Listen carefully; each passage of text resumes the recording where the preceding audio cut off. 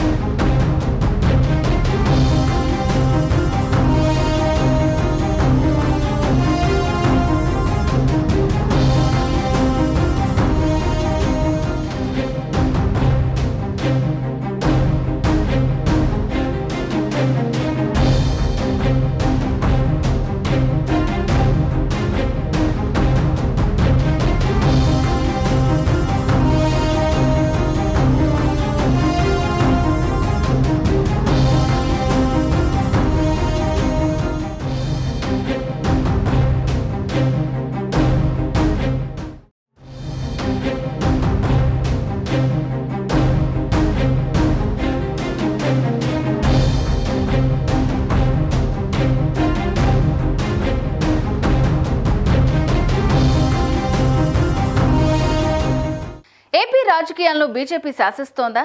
TDP Janasena BJP మధ్య పొత్తు ఖరారైందా? పొత్తు విషయంలో పురంధేశ్వరి అధిష్టానం క్లారిటీ ఇచ్చిందా?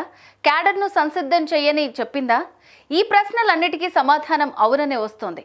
అయినా ఇంకా ఈ విషయంపై పూర్తి క్లారిటీ రావాల్సి ఉంది. ఏపీలో ఎన్నికల రాజకీయం వేడెక్కుతోంది. పొత్తుల లెక్కలపైన స్పష్టత వస్తోంది. టీడీపీ జనసేన పొత్తు ఇప్పటికే ఖాయమైంది.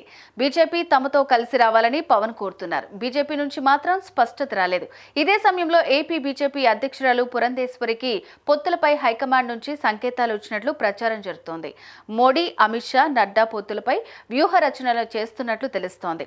తెలుగుదేశంతో కలిసి నడిచేందుకు బీజేపీ, ఢిల్లీ పెద్దలు సిద్ధంగా ఉన్నట్లు ప్రచారం జరుగుతోంది.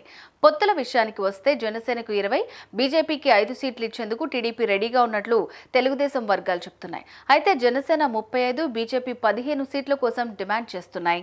ఎన్నికలకు 3 నెలలు మాత్రమే ఉన్న నేపథ్యంలో బీజేపీ ఇప్పటికే దేశవ్యాప్తంగా లోక్సభ ఎన్నికలకు ప్రిపేర్ అవుతోంది. గత ఎన్నికల్లో వచ్చినట్లు బీజేపీకి సింగిల్గా 350 సీట్లు ఈసారి వచ్చేటట్లు కనిపించడం లేదు.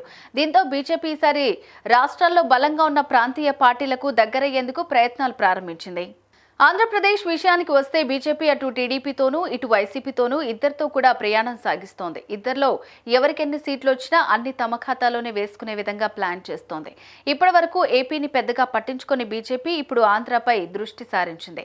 ఇక పొత్తుల విషయానికి వస్తే టీడీపీ జనసేనతో కలిసి వెళ్లాల్సిన పరిస్థితి బీజేపీకి వస్తోంది. 2014లో ఇదే కాంబినేషన్ రిపీట్ అయితే మళ్లీ అధికారం దక్కడం ఖాయమని బీజేపీ భావిస్తోంది. అదే సమయంలో ఇష్టం ఉన్నా లేకున్నా టీడీపీకి బీజేపీతో కలిసి వెళ్ళక తప్పనిసరి పరిస్థితి. ఏపీలో బీజేపీకి ఉన్న ఓటు బ్యాంక్ సంగతి తెలిసినా కేంద్రంలో అధికారంలో ఉన్న పార్టీ తమ వెనుక ఉంటే ప్రత్యర్థిని ఈజీగా ఎదుర్కోవచ్చనేది టీడీపీ ఆలోచనగా కనిపిస్తోంది. తెలంగాణలో గతం కంటే ఈసారి ఎక్కువ శాతం ఓట్లు వచ్చాయి. ఈ నేపథ్యంలో ఆంధ్రప్రదేశ్లో కూడా తాము పుంజుకుంటామని బీజేపీ భావిస్తోంది. గతంలో తెలంగాణలో కేవలం 1 సీటు మాత్రమే గెలిచింది. ఈసారి 8 ఎమ్మెల్యే సీట్లను కైవసం చేసుకుంది. 6.5% ఉన్న ఓటు బ్యాంకును దాదాపు 13% పెంచుకుంది. దీంతో పాటు మరో 3 రాష్ట్రాలను బీజేపీ కైవసం చేసుకుంది. ఈ ఎఫెక్ట్ కూడా ఆంధ్రప్రదేశ్పై పడాలని భావిస్తోంది. ప్రస్తుతం దక్షిణ భారతదేశంలో ఒక్క రాష్ట్రంలో కూడా బీజేపీ అధికారంలో లేదు.